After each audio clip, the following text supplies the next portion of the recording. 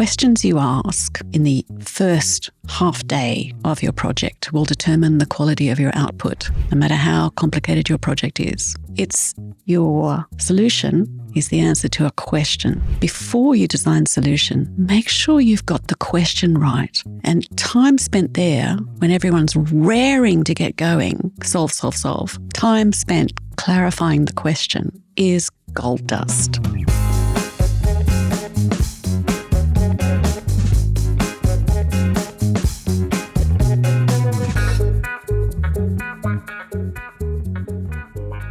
So, welcome to Our Change Shift Happens, Diane.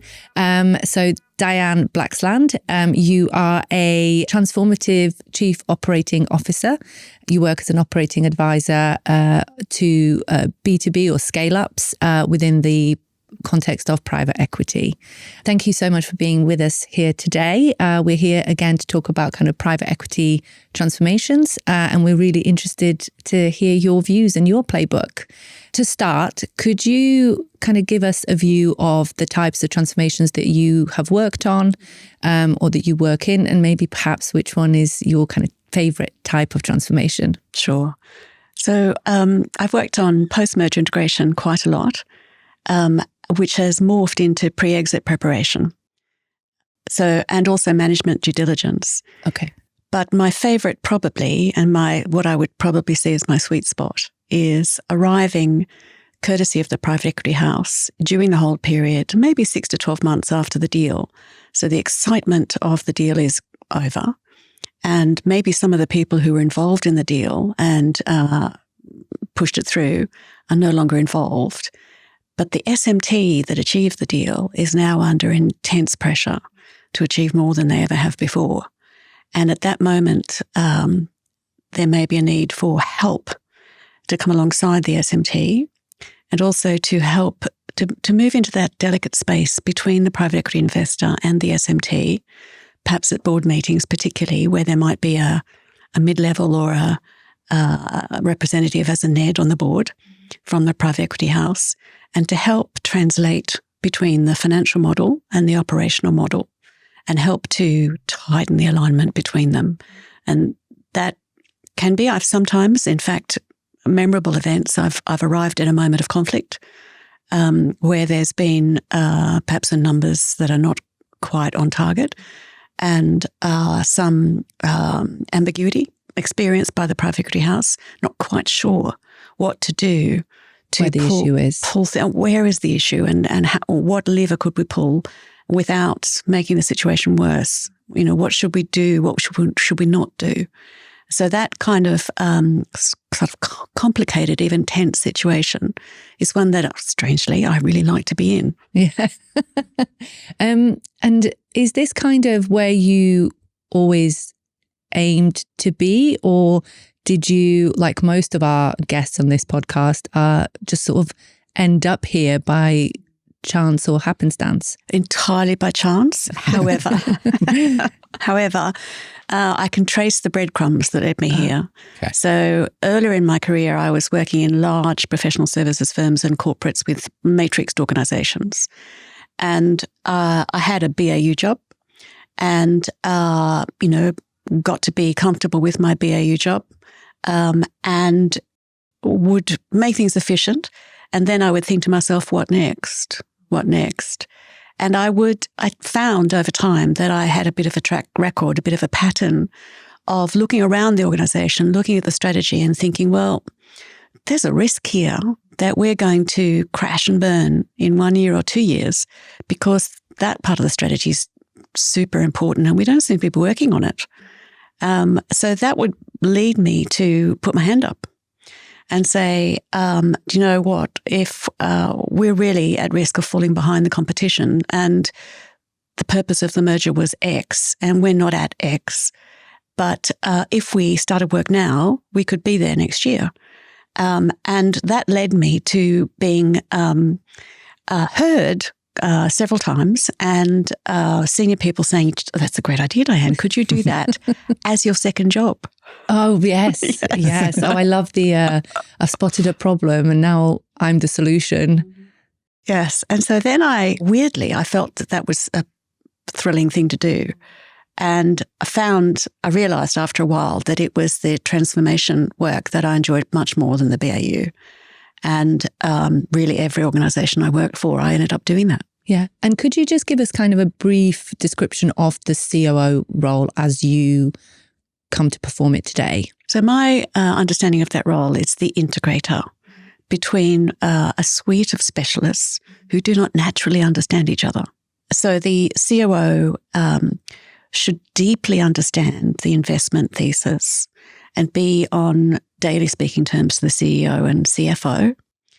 They should deeply understand those at the front line who are a very long way away from the board. They should understand the technology. They should understand the talent bench. They should understand the competition. They should understand the economic cycle. They should be able to put all the pieces together into a coherent whole and to explain to anyone above them in the board or at the coalface why, what, how, in that order. So they should be able to make the organisation sing. Yeah. I love that. And I think, and we've spoken about this before, there is a received wisdom on private equity, certainly if you are the business being acquired, transformed, or during that journey. How do you go about, say, the first 8, 12, 36 weeks in a business, ensuring that role is understood, possibly to the acquired business or the business going through that change? I perhaps think it's reasonably well understood by the shareholder, investor, or firm. How do you go about ensuring, because they're brilliant goals and objectives, and I think that nervousness from the acquired business is sometimes a blocker. How do you go about ensuring that role is understood within that broader team? Good question. I would say that the acquired business comes in with natural fear, uncertainty, and wondering if there is sufficient common ground for everybody's hopes and dreams to be realised. And the answer is probably not, but perhaps there's an opportunity you haven't thought of. Okay. So a bit like pre-acquisition, getting the organisation to sing, there'll be a thesis behind the acquisition and it will be beautifully expressed in numbers and in a one-pager at board level. The hearts and minds of the people coming in are not in that one-pager. That's something that must be created one-to-one between a leader in the acquiring business and the stakeholders coming in. And so that process is a series of opportunities to ask questions and listen to the answers from the acquirer, and then to find common ground together and to see what can be created with all the talent coming in, collaborating with the talent that's there, and also being fair to the people coming in and pointing them to new skills they might need to acquire or new directions they might need to take in their own careers, so that all the good that is in both organisations can be retained, which is a high goal and often not achieved. We're absolutely going to come to transformation and the execution of that role. I wanted to go back a step. So all of those skills that you've described as part of that role take time to acquire, perfect, and ultimately understand. I would imagine I'm particularly strong here. I'm less good at procurement, or I'm less good at understanding it. I need to go and find it. In your career, how have you assimilated, and what steps have you taken to build that toolbox, if you like, of stuff that allows you to execute in that role? I've been working in an established business that had been hit hard by recession and then had a breakdown of trust at board level, and it had the exit of rainmakers. Okay. Followed by limping along for a couple of years and profitability tanking. Okay. And then a new CEO. And the new CEO arrived just after I had joined the business to be involved in a very, very ambitious new market entry program. Okay. So the new CEO, thankfully, did a strat review with BCG in the first few weeks and I'm eternally grateful that the CEO, who came from PA Consulting, advised the board that this lonely, unloved, struggling new market entry project, a long way away from headquarters, in a loss-making office, was in fact the most important thing for the future of the business. Amazing. And so the sort of air temperature changed around us. And I, in the end, was there for 7 years. And we, the small number of people involved initially, cracked the market in year 3. Okay. And so I had the experience of an impossible ambition, strategically entirely possible, but chaos, internal civil war within the business, external market factors, economic factors working against us. And then crystallization of support from the board and a small change of team, clarity and reduction of our effort, but much more focused. And then an intense, long, complicated sales cycle that cracked the market. And so we won the first client, then we won another 10. Wow. Then we won 75 new clients. Okay. Over about a year and a half. There was not much sleep. And so it really was a sea change. There were 10 firms that went for that market. One of the firms took 50% of the share and the other 9 shared the other 50%. Wow. We were number 1. Okay. So we were an unknown at the beginning. We were the market leader at the end. Wow. Okay. I was very proud of that work and lots of practical lessons I learned by doing. However, I felt that I had no real understanding of what was received knowledge in the business world. And I thought to myself, I better go and do a master's in business. Yeah. Probably now. Now that I've delivered now this that I've done massive scaling.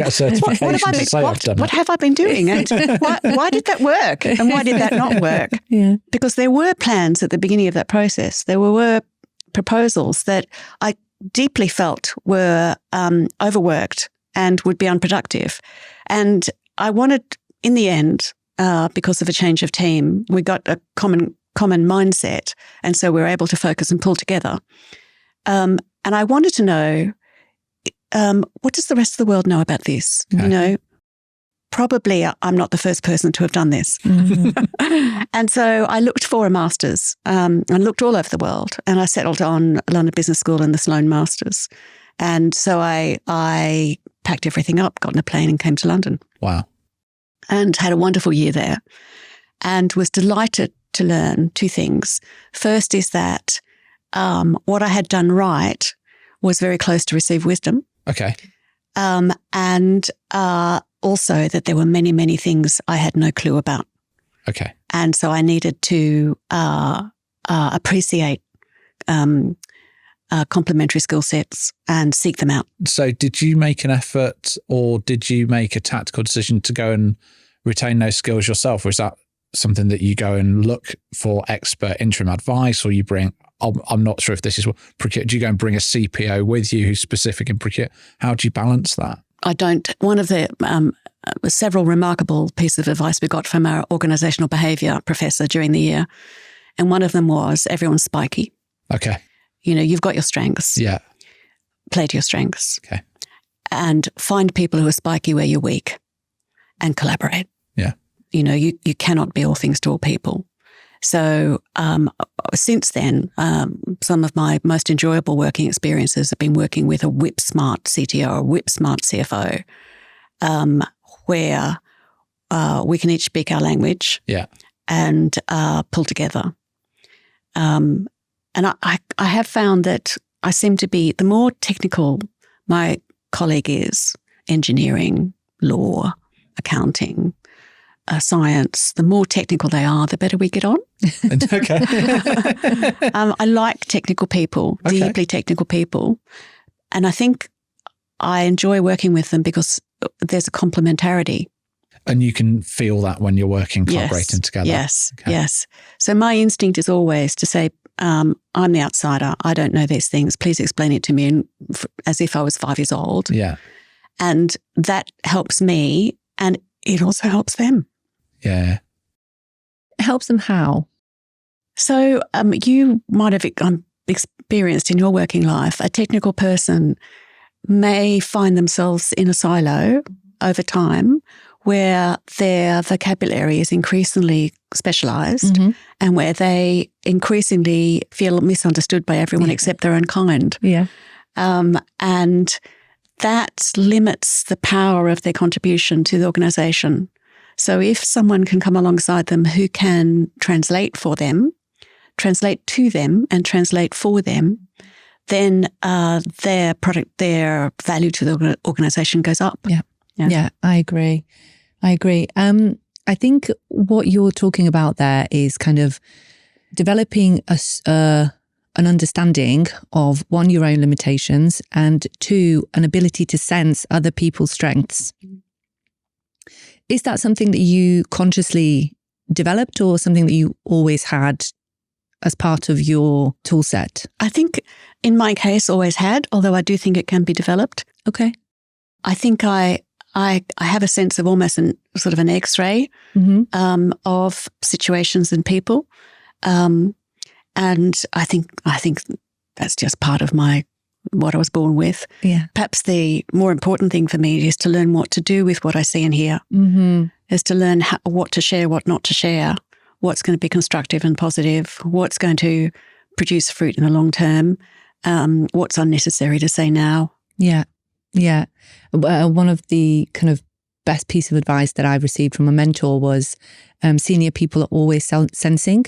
They're trained to sense people who can deliver and people who will be able to deliver an outcome. And I think from what I'm hearing you say is that actually if there was somebody listening to this podcast and they wanted to end up in the role that you've ended up in, that sensing ability is key. You have to work on it. Is there any kind of practical advice you'd give to somebody who is potentially listening to this and saying, okay, as a leader, I want to be able to tune into people's strengths and weaknesses a little bit more and be able to manage them a bit more? Is there something that maybe you learned as part of your MBA or, picked up over the years that would help those people? Yes, something comes to mind. When you start a new gig, your first phase is discovery. And you'll get a briefing from whoever the sponsor is, and you'll get a briefing from the board, and then you'll be left alone to roam the building for a bit. Yeah. In roaming the building, firstly, leave the door open physically and metaphorically.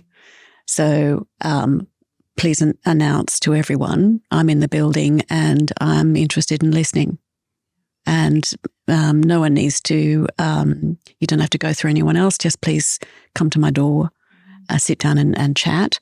So there's a kind of a process from people volunteering themselves. And there's a process of going one-to-one to the stakeholders, apparent stakeholders, and sitting and talking to them in complete privacy, giving them at least an hour of my time, one by one, doing that quickly, first 3 to 5 days.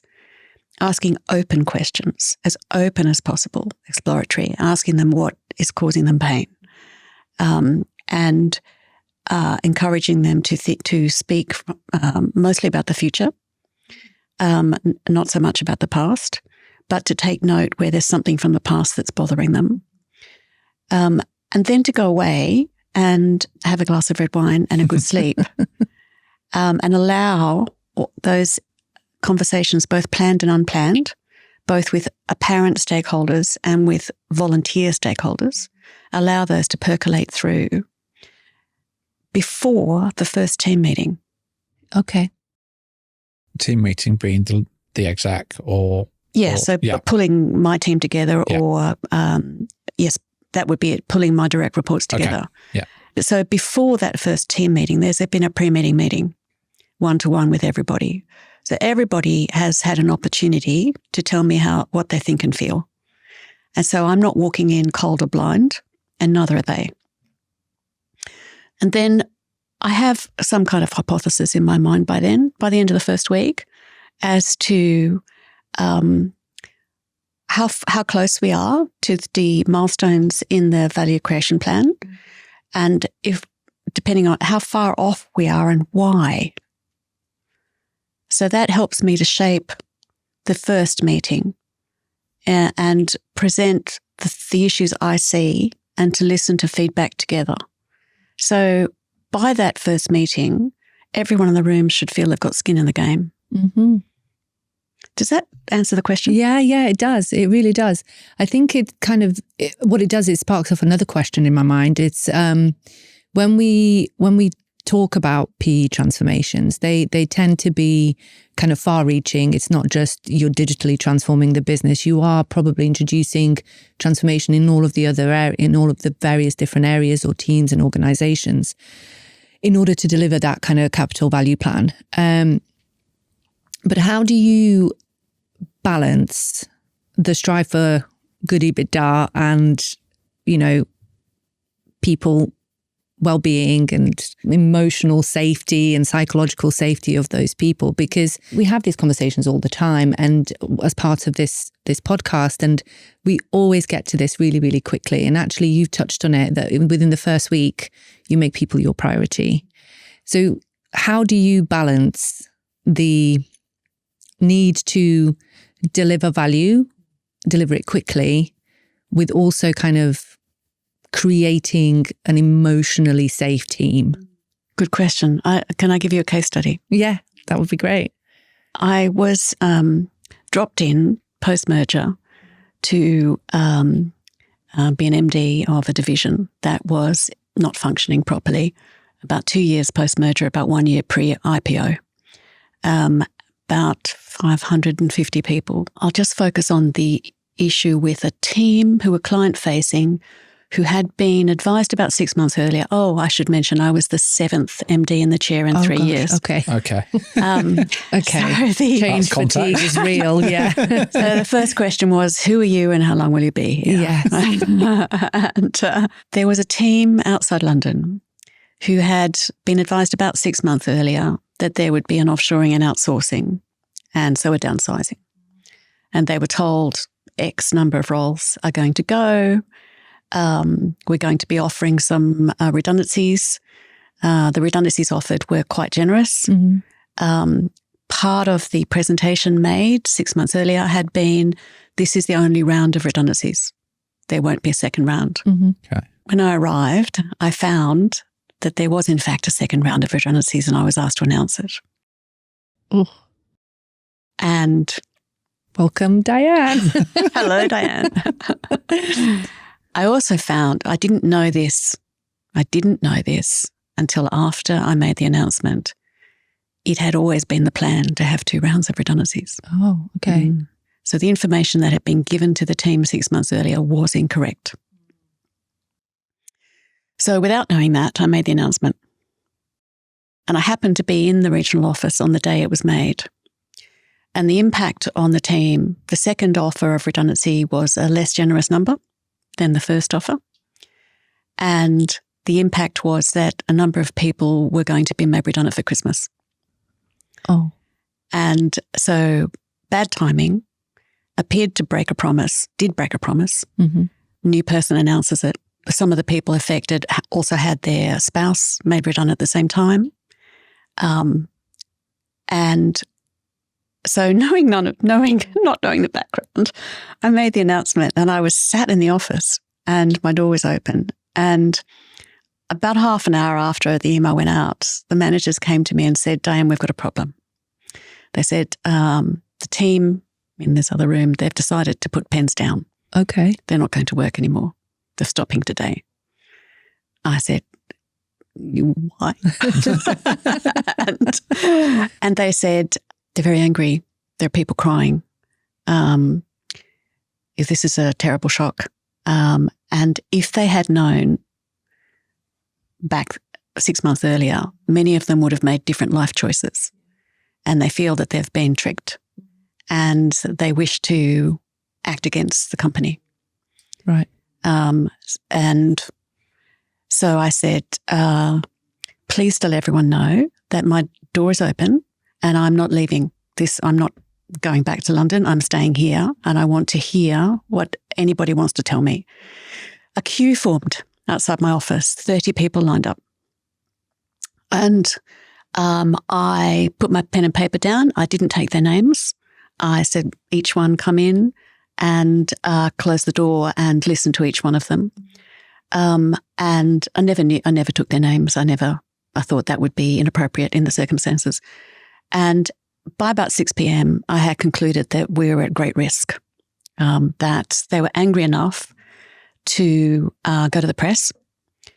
They were angry enough to breach the contracts with our major clients. And although there was an offer in the second round that people could reapply for their jobs, they had sat together during the day and decided that no one would reapply. So they would break us. Yeah. En masse. Yeah. The virtue of the number. Yeah. Yeah. So I formed the view that what we needed to do was stop. And so I went to the UK board and said, I'm an interim, but, and, it's your business, not mine. My recommendation is that you authorise me to withdraw the announcement that's been made today and allow me to restructure the second package, and give me 1-2 months to do that. Because I think the risks are too great to keep going, to push this through. And very happily, I got that authorisation that night. And so the next morning, an email went out saying yesterday's announcement is withdrawn. There will be a collaborative, a consultation, and there will be a collaborative redesign with HR and with your managers. As we're going to go through that, I'm going to be here every week for a day, and we're going to work that through together with the finance people in London who'd done the spreadsheet and had never been to the regional office and had been given instructions which were very narrow and didn't have context in them and didn't explain about the expectations and the incorrect information. And I also said to the cadre of people that had organised, so there are 100 people affected, and there were a cadre of people who had said, we're going to deal with that woman who's done this to us. Yeah. Wow. They sound like great leaders to me, to be honest. Yeah. Rallying support. Yeah, I'd be like, I need you in my team. Yeah. So I said to them, when I'm going to come up every week on this day, let's have a cup of tea together, you and me. We'll start today, and we're going to run that every week, and we're going to go through the process. I'm going to make it totally transparent what our goal is and what our method is.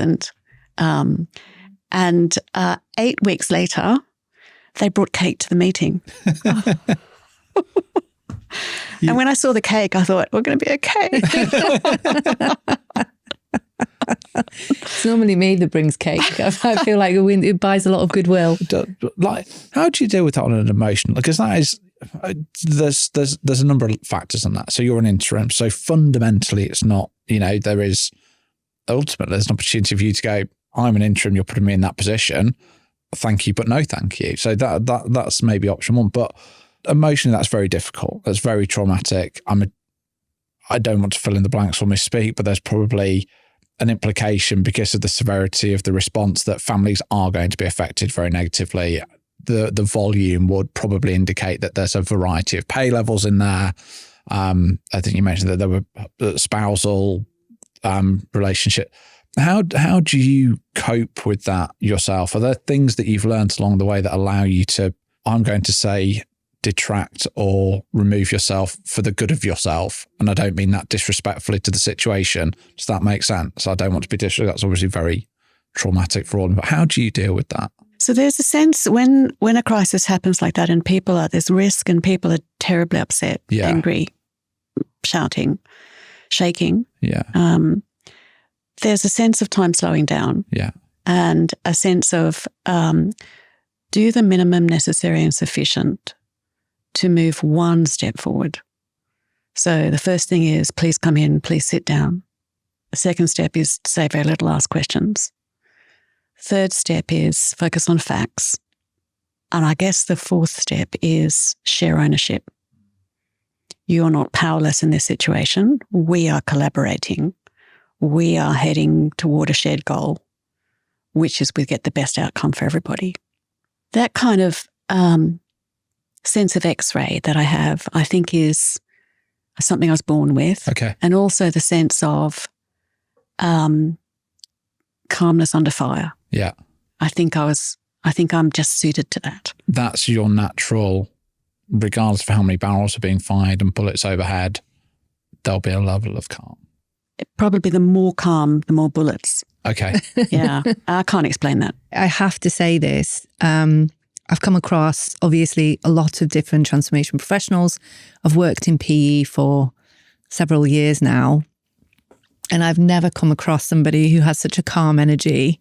And I think I said this to you when we first met. The calmness that you exude is just, I feel calm. You know, by nature, transformation, specifically in PE, is chaotic, but you bring such a calmness to it. Again, is this a natural thing or something that you've worked really hard at developing? In my case, I think it's natural. I think I first observed it when we were in that scale up in Australia, or doing a new market entry in the context of a recovery. And there were very, very high value bids going in. In one case, we'd worked on it for 13 months. It was 600 pages of document, 40 authors, government procurement process. Yeah. And missing the deadline by 30 seconds meant that the entire effort would be wasted. The value of the bid was £9 million. It would be transformative forever if we won it. And there was conflict in the last hour that stalled the printing of the document. And I was not in charge, so I could not veto what was happening. And so all I could do was work with what I had and to dampen the conflict and to keep pushing forward inch by inch, document printed, document bound, document in the taxi. I'm in the taxi. We're going to deliver the document. It's okay.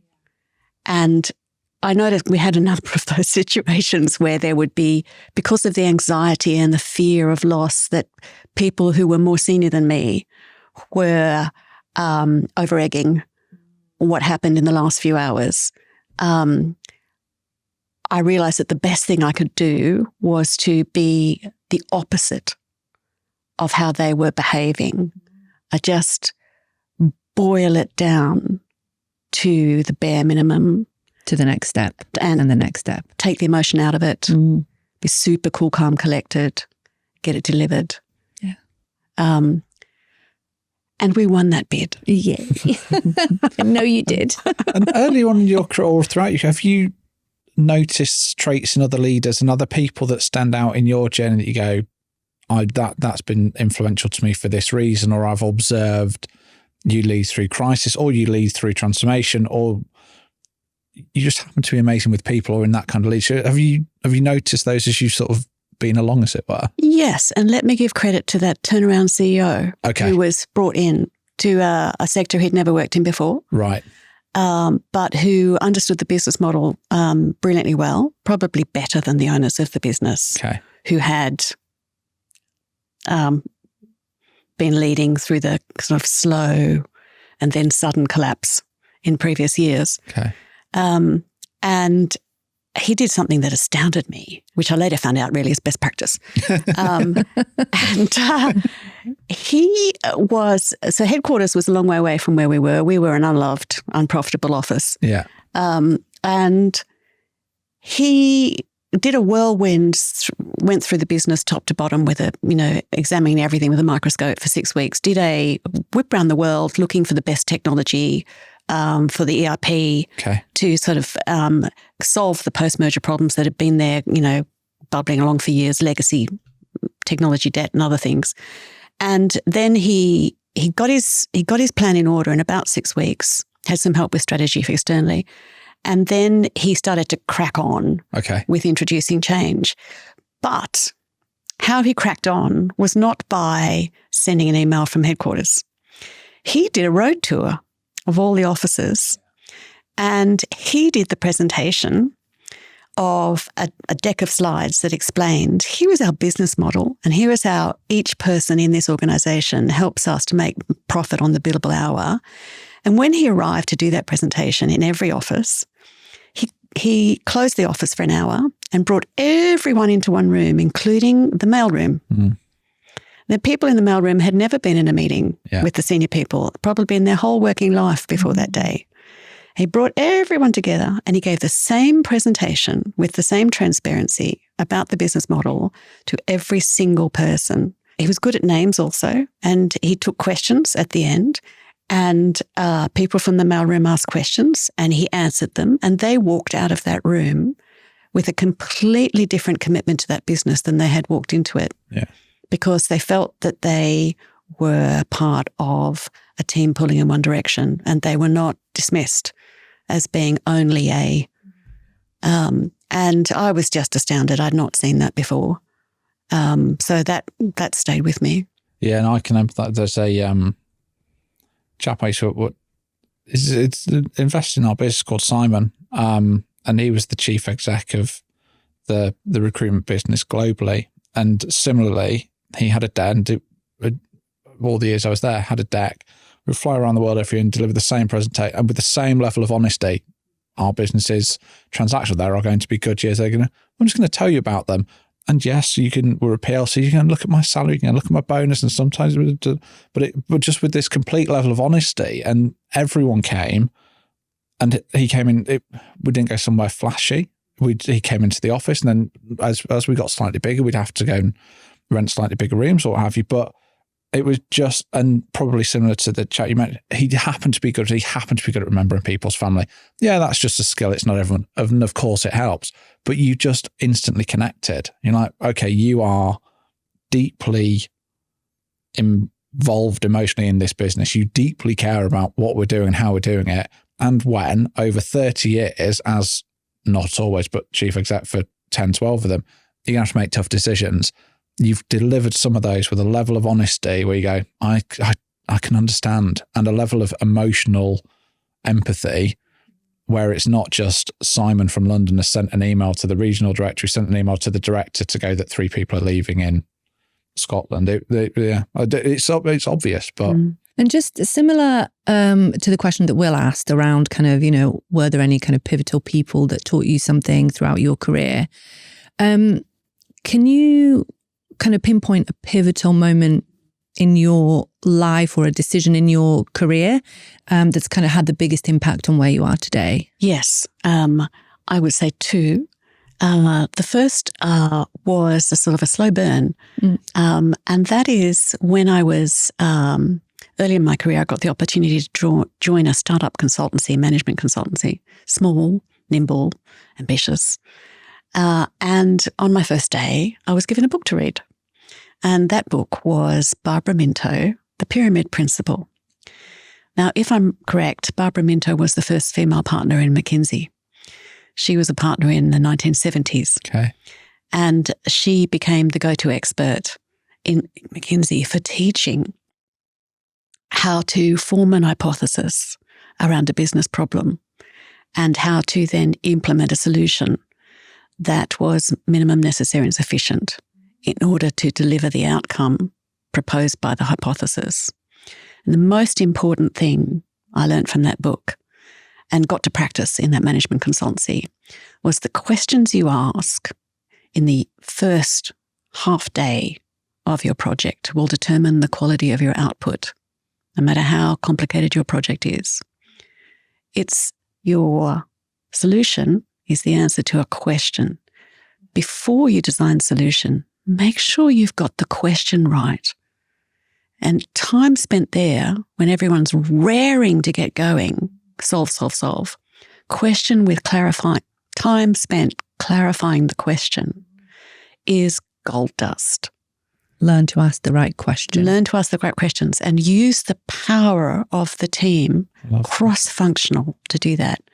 One whiteboard, one pen, an open mind, open questions, blue sky thinking, 2 to 4 hours. You've saved yourself half the cost of the solution. Yeah. In that half day. don't skip that. Yeah. So I was the junior in the room while the owners of that business were doing that with clients across different industries, and just soaked it up. And I've got that experience in my back pocket, and I've taken it to 20 countries, 10 industries, over a couple of decades, and never found a case where it doesn't work. Yeah. Yeah. And you mentioned there was a second one. Second one was my first experience of being an MD. Okay. So I applied online, was interviewed and got a job as an MD. I mean, that should never happen that way. But scares me as a recruitment professional, but sure. Yeah, I'm sorry. Yeah. And I think the days of that happening are probably over, but it was a while back. But first day I got into the MD chair, and I realised that all the moving parts, all the strings to all the moving parts to make the thing walk forward came into my office. And I thought to myself, at last. So, not in a scary way. No. But I thought to myself, this is what I've been missing. This is, I want to be in the helicopter with the zip line to rappel down and back up again. That's what I want to do. This is great fun. Yeah. That was probably the most daily rewarding work that I've done. I've done other things. I've been COO, I've done strategy work, I've done business development work. Yeah. But being in the MD chair perhaps I should say, it was not so much mind the shop as we've got a new proposition, offshore, outsourced, that is groundbreaking. It's not been done in the UK before, and it's not going well. Yeah. So the reason I got that gig is because I had something to offer with solving that problem. Yeah. And so I had a BAU, but I also had the transformation almost as top priority. It's finally kind of the wings of your brain could spread, and you can run with every tool, or you can summon every tool that you enjoy using. I've got the toolbox, I'm in the chair. Yeah. And so the first thing I did was ring the client. I could not understand why the client had not fired us. We'd been going for a year. We'd never met a KPI. And I thought to myself, surely they're going to run out of patience real soon. Yeah. So I rang the client and said, hi, I'm new. I'm coming to see you, and went to their office, which was, again, regional outside the UK, outside London. And in that first meeting with them, I said, do you know what? Let's get in the plane and go together. Let's go and fix it. Yeah. And they said, oh, great idea. And so we got in the plane and went together. Yeah. And spent a week in an offshore country. And at the end of the week, we were a team. Yeah. That it's the personal touch, and I think the care that you exude as well. You care about your outcomes, you care about your customers, you care about the responsibility of the office that you're holding. That's definitely what comes across. If we could just kind of change tack slightly, we've kind of explored what you've learned from your successes and the lessons that you've taken away, which are incredibly valuable. But have you ever failed? And if you're comfortable to share what that failure was, that would be great. And what are kind of some of the biggest lessons that you've learned from failure? Yes, I was thinking about this last night and this morning. Thank you for asking. And I would say that it was, again, the end of my first role as an MD. So the two things, the most satisfying work and an unexpected end to it, came together. And I had opportunity to reflect on that for a while and thought, why didn't that segue into something else? So let me step back for a minute first and say that over time, I've realised, maybe a bit slow, that every job I've ever had has been post-deal or pre-deal. Right. Okay. Every job. Yeah. I didn't start my working life understanding that there were deals. I started my working life with, my parents lived through World War II. The years their working lives were very predictable and secure, and, jobs lasted for, unless something unexpected happened, you could expect a job to last for 30 years. Yeah. So when I started my working life, I didn't start with the everything's a cycle. Where is this company or entity, or where is it sitting within the deal cycle? Looking back now, I can see that every job I had was closely connected to a thesis. Owners of the business were trying to drive value for an exit or an acquisition. And this was the first example where, when that deal cycle happened, it was a surprise to me, and I was not in the loop. In the loop, okay. So when a deal happens, those who are in the loop may well be able to leverage the opportunity of the deal, either to go on with the new entity or to go on elsewhere together, and to conserve their skills and their relationships and their trust, and to bring it into another company or start another company, all sorts of things. I missed the boat. Right. And so I was the one surprised and had no idea what had happened and didn't know what to do.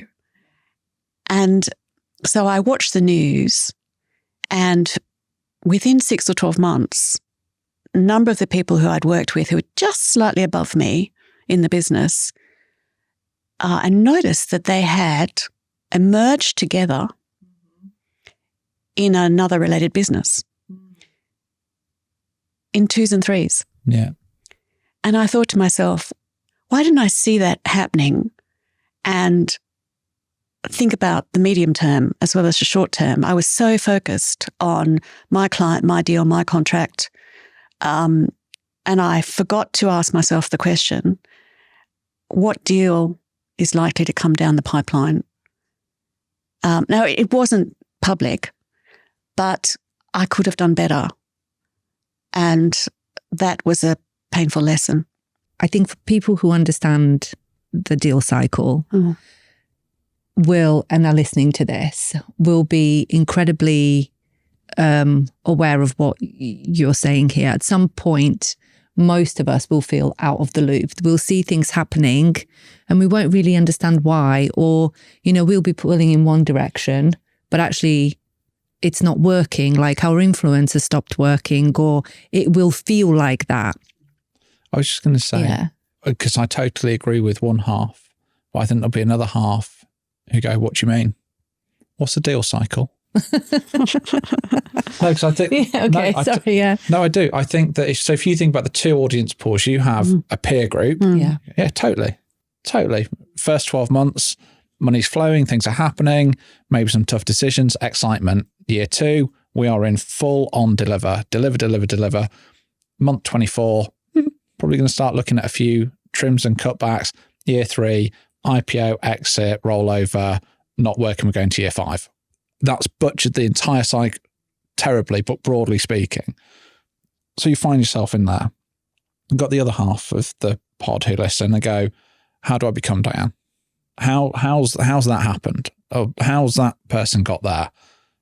Who are probably mid-manager, things happening to them, the change happening to them, or even earlier on in their career, 2-3 years into a consulting role, a tech role, looking at the comments, any kind of role, who don't understand what's happening in their business. Why, you said stay away shareholder, but why a group of shareholders, or why a group of people in suits, they don't know who they are, why a group of people in suits are suddenly coming and sitting in the main boardroom with 3 or 4 people signing on the logbook, and tell you they all look, because we do, and it's X, Y, and Z law firm, and it's X, Y, and Z consulting, and it's 3 different accountancy firms. They come in every Tuesday, because that's when the key shareholders, when the owner variably rocks up on a Tuesday because they play golf on a Friday and Monday night to work from.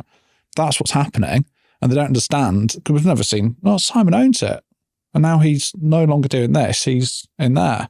And Lucy, his wife, who suddenly popped up on the payroll for obvious tax reasons. I think you're just basically describing all your thoughts as part of the company you worked for. Yeah, no, absolutely. So what is the deal cycle? What does it mean in the context of an earlier on in your career? Google is your friend. Yes. Every job in every organisation is connected by a solid line to the stated strategy. Yeah. Work it out. Go to Google, look at the public strategy documents for your organisation. If it's listed, so much easier. Yeah. You've got quarterly reports and you've got even better analyst reports. Yeah. If it's privately listed, look for journalist commentary or Investors Chronicle. They're really good at looking at private companies. Yeah. I mean, a favourite source of mine from years ago. Do your research and plot which part of the stated strategy does your role serve. Is that stated strategy key to creating the value that the organisation says it wants to create? What's the timeline? Who are your closest competitors? Is private equity moving into this industry? Is there fragmentation? Is there going to be a consolidation? Are you working on the sexiest part of your job that's possible, that's got the most attention from the boardroom? If not, pivot, move yourself toward the part of the business, ideally that's growing. Yeah. That is critically important to the strategy. Keep a record of every project. In fact, treat your entire life, working life, as a portfolio of projects. They're not jobs. No job is permanent. Get your CV ready now. Talk to the people 1 and 2 levels above you about the industry. And do you approach those conversations as proactive? Yes. Yeah. Okay. Yes. Yes. Yeah. So it's a little bit like what I would say to somebody who's asked, how can I develop executive presence? Yeah. Because that's a piece of feedback that many people get early mid-career. Oh, well, you need to develop your executive presence. A mystical thing called executive presence. And my answer to that question is, next time you're in a meeting in your firm, consider yourself to be the unannounced chair of the meeting. Just start behaving as a chair would behave. As you do, you will be. What is that saying? Fake it till you make it, right? Is that, I think I actually had a piece of feedback from somebody who, at the time of my career, that they gave me this piece of feedback, was my age, but had somehow managed to get a really senior position and role. And I was in awe of her. And I asked, how did you get here? And she's like, fake it till you make it, darling. And I thought, you're just saying that. But actually, no, she wasn't. Like, she didn't know any more than I did. She just had a presence. But she didn't have it just because she had it. She worked really hard to develop it and to believe that she was in that. And it is actually something that I think you can develop yourself. I really do. And is there any other advice you would give to them? Just kind of didn't want to cut. Is there anything else that you would give to those folks who are earlier on, who probably didn't understand what is happening to their business, that they could look for or proactively do? Find a personal board of advisors. Okay. Find people who are not in your organisation. Yeah. Who are in your field or the field you want to pivot to, who are a few years ahead of you, and who have the heart to support you in some way. Don't take too much of their time, but try to do something positive for them, include them in a networking event you're coming to, give them a referral of something, build the wisdom you get from different sources. I think poor decisions and late decisions often come from a scarcity of advice. Okay. So be proactive to prepare your case to argue that you should be at the cutting edge of whatever change is coming. Okay. If not in this organisation, then in its competitor. Get closer to people who have spent a little time with you, understand you a little, and will be willing to mention your name in a room where you're not present, or willing to forward your CV to someone they know who is an organisation that is at the cutting edge. Yeah. Yeah, so proactivity. Let me come back also to fake it till you make it. Yes and no. So I would say that many people early and mid in their career do have the natural ability to behave like a chair, but dare not try it. Okay. So it is getting recognised by doing the thing rather seeking to be appointed to do the thing. So if you are the person in the room who enables the meeting to function productively because you behave as an excellent chair, you will be noted and you will be invited to do more of it. I've met many young people in their careers who could do but currently dare not. And I think that's what I was, once I really understood what she meant, which is you have it in you, you don't have the confidence to do it. It's not fake the skill, it's fake the confidence until you, that's yes, what Yes, I agree. I would agree with you 100%. Yeah. So moving through, I mean, I really appreciate the advice around, be strategic, connected. All of these things are within your control. Understand the deal cycle, understand the strategic direction of the company and where you fit within it. And I love that because it does empower our listeners to kind of take control of their own agenda. But when you look back at your career, can you think of like one of the biggest or the most successful transformations that you've done?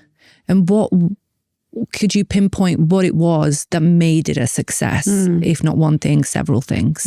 I'll go to the case where I was the seventh person in a chair in 3 years. Yeah. And where the first meeting I called, there was a collective rolling of eyes. I don't need to listen to her. She won't be here long. Yeah. And the first thing I did, there had been 3 to 5 days of one-to-ones. So the first meeting called was 7 days after I arrived. It was the Monday morning, 9 a.m. And so I arrived and said, I think what we should do together is we would make a list of everything that's not working. And we spent an hour and a half making a list. We got 100 things that were not working. We weren't issuing bills. We'd lost our sales pipeline. And when I say lost, they had actually lost it. Like, where is it? Somebody physically lost it. Yes. Right.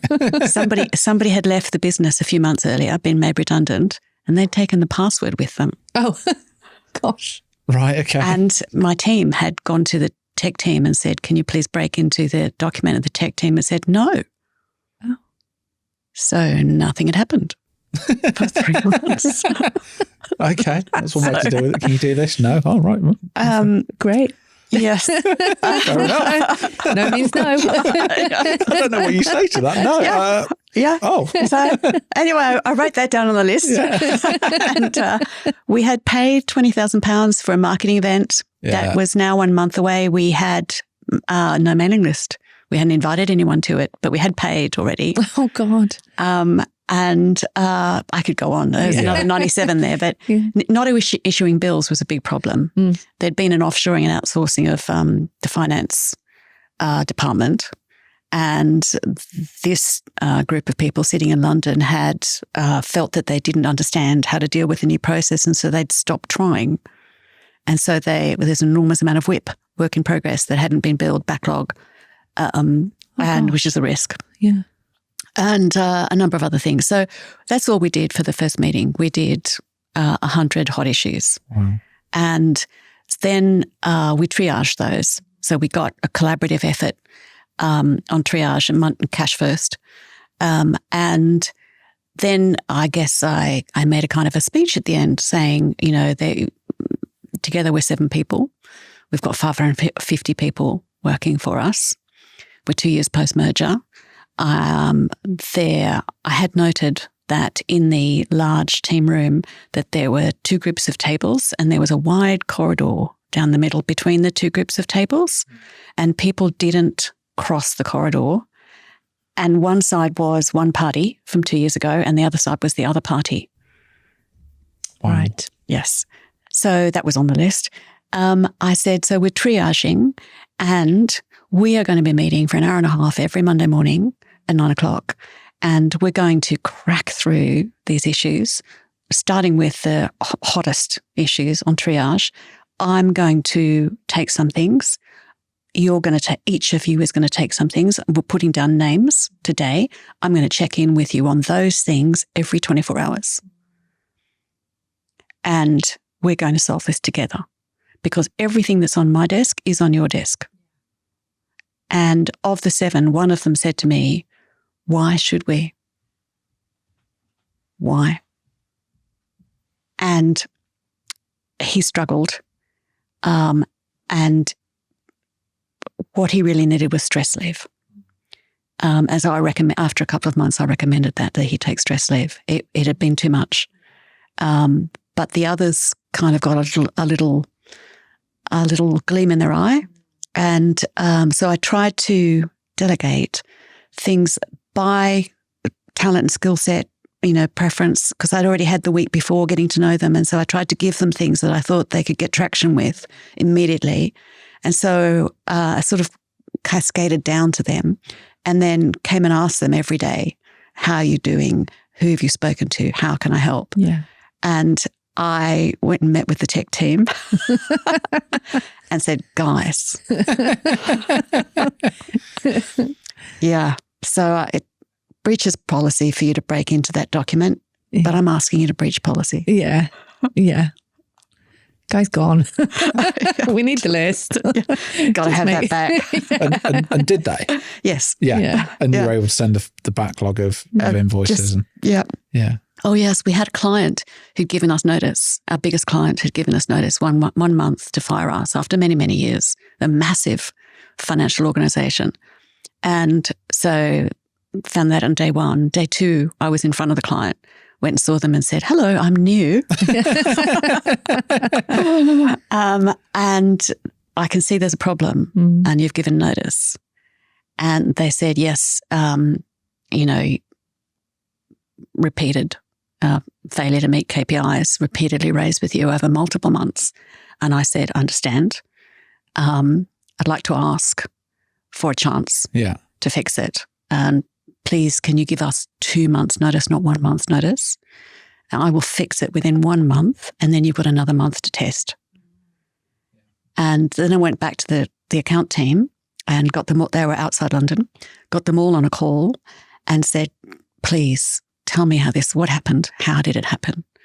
And so we'd failed to meet KPIs monthly for 9 consecutive months. And we talked. And we talked and we talked. And I felt that there was something nobody was saying. And I said, I'm not going to blame anyone. I just need to know what needs to change so that I can help change it. And somebody said very, very quietly, well, it's Dora. Dora was not in the room. Dora was more junior than the people in the room. And I've made that name up. Yeah. And I said, tell me about Dora. And they said, well, she never gets it right. And I said, how long has Dora been in her job? And they said, 9 years. Oh. And I said, thank you. Let them go. And then I called the HRD and said, I don't care how you do it, but today I want you to have a conversation with Dora saying she's being reallocated to a different account. Second question to the operational manager, who is your crack account manager? And they said, oh, it's Blogs. And I said, well, I want a conversation with Blogs today that he is being moved onto a top account. And that happened. And the next day I went back to the client and said, change of staff. We've given you our top person. Everything starts moving from today. And it did. We retained the client. Yeah. Amazing. Yeah. That's a big win, isn't it? And I think being able to step back, look at things strategically, understand the power of the power that you use as spotting, strengths and weaknesses. I think that probably did pay off in a big way. So I think if we could shift now to kind of future landscape, what is it about the future, whether it's in business, tech, transformation, that excites you the most? I think that my field, which is really B2B services, so business and professional services, is already moving much faster than it did for most of my working life so far. So old processes that were coated in dust, because really what we've done is transfer something from pen and paper to a Word document with some keyword search capability. Those processes are now being taken out of the human arena completely, and they're being handed over to AI with much trepidation. But through a trial and error process, inefficient legacy processes from the past will finally be transformed in professional services and business services. Yeah.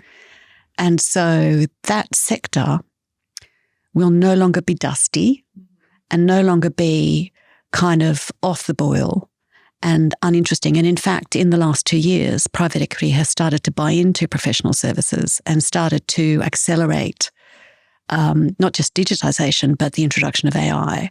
And so greatly enhancing the valuation of those firms. And so I've seen opportunities come up for transformation in professional services and business services that I could only have dreamt of 15 years ago, where the issue was, where the response generally was. In fact, I remember the response from a global professional services firm whom I won't name.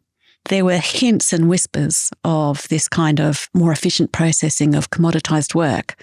And this professional services firm had a huge watch of commoditized work that it was charging premium prices for. Right. And that had been, a plank of profitability for decades. And their response to the hints some years ago that this commoditized work might be able to be streamlined and made more efficient was, well, that won't affect us. Oh. Because we're big and famous. Yeah. And the clients will let us charge them premium prices for commoditized work forever. Yeah. Yeah. And so wow. There was no transformation project available to me in that environment. Yeah. But now there is. Now there are. Yeah. So we talk about AI and automation a lot, obviously, just in general, it's out there. How do you think it will impact workforce dynamics in the future? And maybe particularly, do you think it will reshape it in some way? And if so, in which way? I think if I were starting in my career now and I was an expert at a routine process, I'd be worried. Mm-hmm. And I would try to pivot, and I would try to be expert in something that can never be done by AI. I would try to add dealing with ambiguity to my skill set. Dealing with complexity is what many junior jobs have done in professional services and business services. That's no longer enough to secure a career. Dealing with ambiguity has been reserved for those who are at partner level. If I wanted to create my career as a junior in knowledge management, really anything that sells knowledge, then I would I'd put my hand up and I'd volunteer for working with messes. Okay. Messes, which cannot simply be plugged into a robot. Yeah. But where everything's foggy, everything's uncertain. Go for the conflict. Go put yourself in a room where there's conflict and be part of the solution. Does that make sense? It does. It really does. I think most people are not comfortable with conflict, but I think the future that we're going into, what we are, a people business, whether you are even in an AI field, I don't think you're ever going to get away from working with people, and people are complex. When people are involved, there is conflict. So I think skilling up on those skills is absolutely paramount.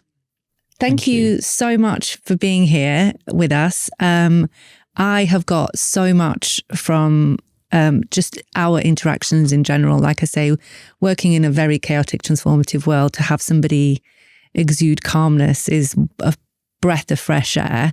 But all, your tips around being a bit more strategic, taking ownership of your own career and journey, feeling empowered to do so is something that I think our listeners will definitely benefit from. So I really appreciate you coming and sharing your insights. You're very welcome. Pleasure. I'd echo what Balmy said. For incredibly calming influence. I couldn't agree more. And I think the lifting the lid a little bit, because I do think, you know, when you're operating at a certain level, there's a mistake. And I think a lot of people, just to come in and answer the questions honestly and vulnerably and share the failures as well as the successes and how they marry together, the creation of a network and understanding your superpower and then collaborating with others, I think is incredibly important. And I love that. I've not thought about finding or focusing on ambiguity, because that's a bit that the LLM doesn't do.